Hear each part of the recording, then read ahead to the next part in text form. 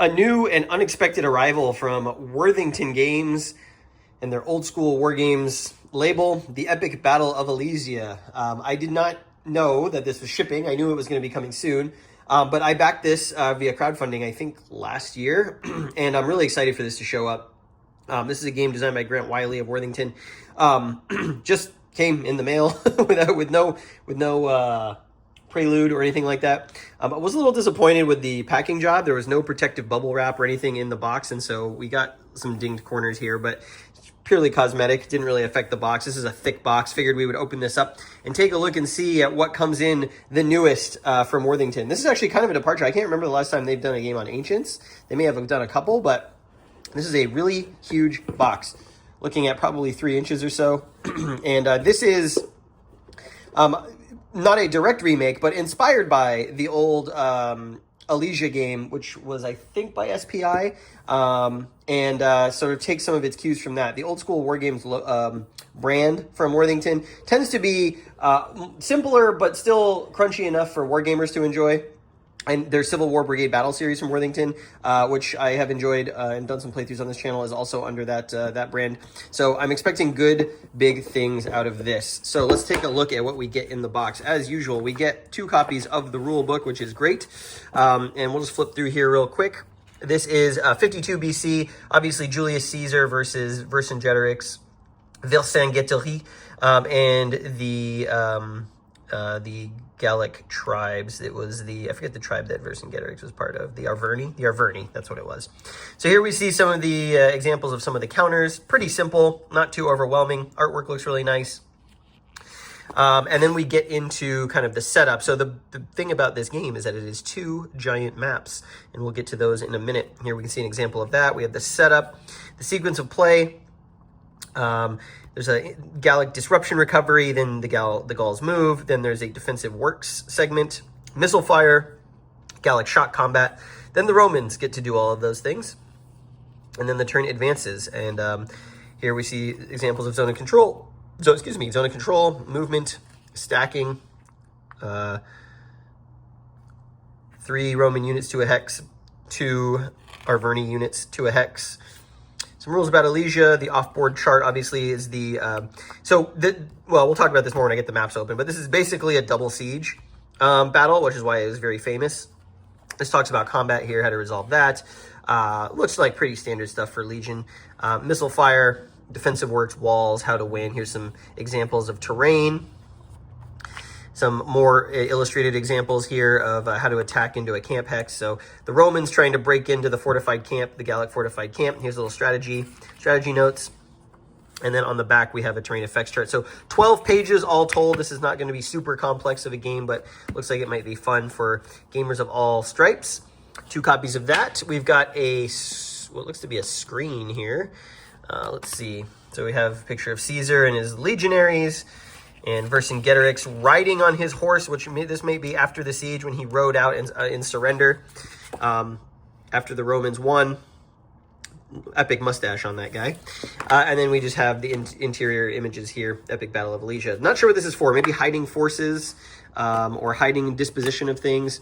Here is a paper, looks like a turn track of some kind, maybe a reinforcement track.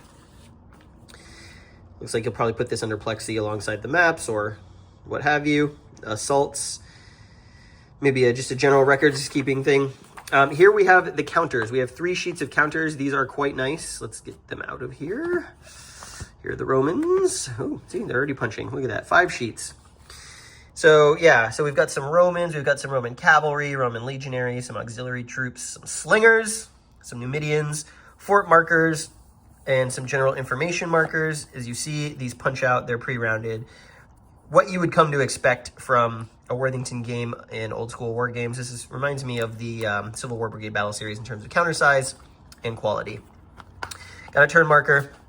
Let's look at the other counters while we're here. We got some blue ones. These are going to be some Arverni, Segustiavi, the Ruteni, the Parisii. So this is the tribe that the city of Paris is named after. A bunch of different tribes, and we've got the Adui. If you played any sort of games on Caesar's Gallic Warriors, you'll recognize some of these tribes. So we've got some blue ones and some green ones, and it looks like the tribes, like here's the Carducci, the Bitterugis, but then we've got some Parisi in green, as well as some Parisi in blue. Not sure what the difference is between them. Here are more green troops. I wonder if the blue ones are the besieged forces. It might be so, because here's Vercingetorix. So maybe the blue are besieged inside Alesia, and the green are the relieving forces. Some cavalry here. And here are some more Roman legions primarily. Some more barbarian cavalry, really nice looking counters. We have got 2 player aids. We have got the shock combat chart. So it looks like it's going to be an odds system with a die roll. If you are in a fort and doing missile fire, how effective that's going to be. Archer and slinger attacks during the ranged combat phase. Here we've got another terrain effects chart with the effects of the terrain. And then a chart for when the Romans throw their pila, which is cool. And defensive works, probably some sort of attack or defense there. So we've got 2 copies of that. They're nice. They're very easily readable. And then we got the maps, 2 of them for a ginormous siege. We've got 2 ginormous maps. Let's see if I can get them out of here without breaking them. Always a tight fit on these Worthington boxes. Okay, well, we're going to spread these out. But the one thing I did want to show you, there is a counter tray included with the game, which is great. I love that Worthington does this. With a gray D6 to play the game. Let's spread the maps out. All right, and here we go. 2 full-size mounted maps showcasing the Siege of Alesia. And I put a counter on the board here so you can see the size. These are nice big hexes, big counters. And the map is very functional. Not the most beautiful thing from a color perspective, but I do like the details here. We've got the town, the fortified town of Alesia here.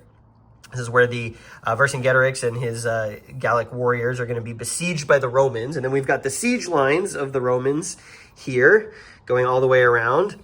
And then we have got some Roman castra all around the outside. These are sort of the fortified positions of the Roman siege lines. The Romans had to build 2 opposite-facing siege lines as they were besieging because they knew that there were Gallic reinforcements coming to try and relieve the siege. So they built one facing the town and they built one facing outwards. Here's Castra Caesaris, this perhaps Caesar's base camp here up on this high ridge. So generally speaking, the way this battle tends to go, here's Castra Labienus, that's Caesar's lieutenant there, on this high ground. So generally the way that this battle went was the Romans set up siege around Alesia. Vercingetorix was trapped inside with his war bands, knowing that there was a relieving force of other allied tribes coming to try and relieve the siege, and they would come on sort of all around Alesia, and try and break the Roman position. So the Romans were conducting siege operations towards the center and doing counter siege operations to the outside of the battle. And so it looks as though here in the corner we're going to get reinforcement hexes where we're going to have the oncoming, the red Roman numerals, the oncoming relieving forces. This is going to be an epic experience, I feel. The 2 maps, I love that it was done on 2 maps instead of 1 map. I think it's a really great table presence. The counters look great. 12 pages of rules. I cannot wait to get this played. Probably going to do it at the local club. And when I do, I will definitely do an after-action report and let you know how it goes. But this is the latest from Worthington Games. This is the epic battle of Alesia, Caesar versus Vercingetorix.